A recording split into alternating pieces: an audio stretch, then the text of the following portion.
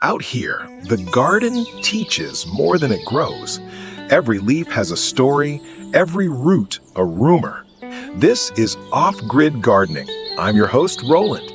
We often think tying a young tree tightly helps it grow strong, but true strength comes from movement.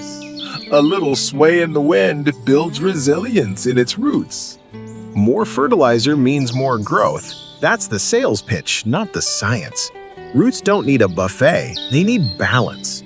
When we dump too much nitrogen, we burn fine feeder roots and salt the soil. Leaves go lush green, but fruit and blooms vanish. Rebuild the soil life. Mix in banana peel tea, coffee grounds, and a spoon of molasses to wake the microbes back up. Trim early, not late.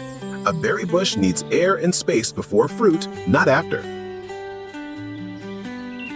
And apparently, this bird took that as a sign to prune itself right out of existence.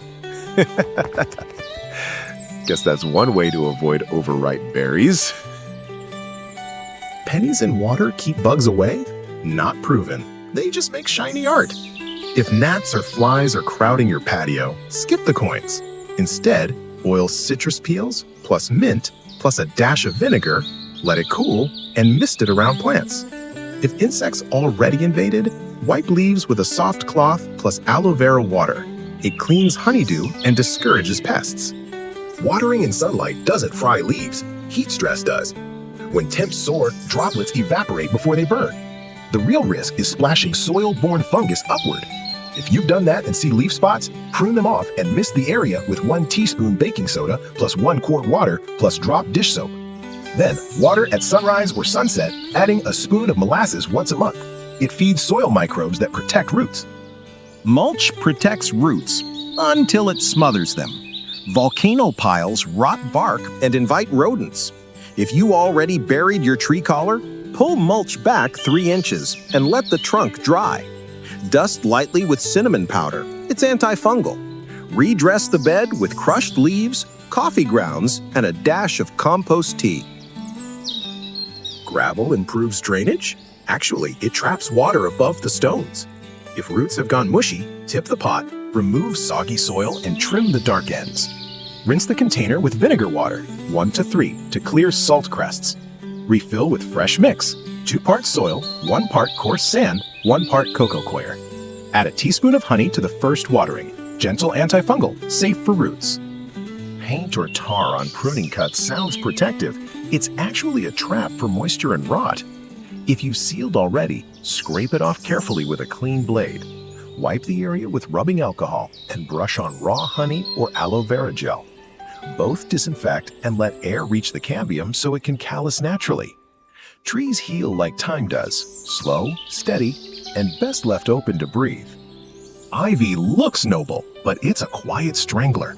If it's already creeping, cut each vine at the base. Don't pull it free. Let it dry and loosen first. Spray stems with vinegar plus salt plus bit of dish soap. Careful not to hit bark. When cleared, rub trunk spots with diluted alcohol or cinnamon water to kill spores.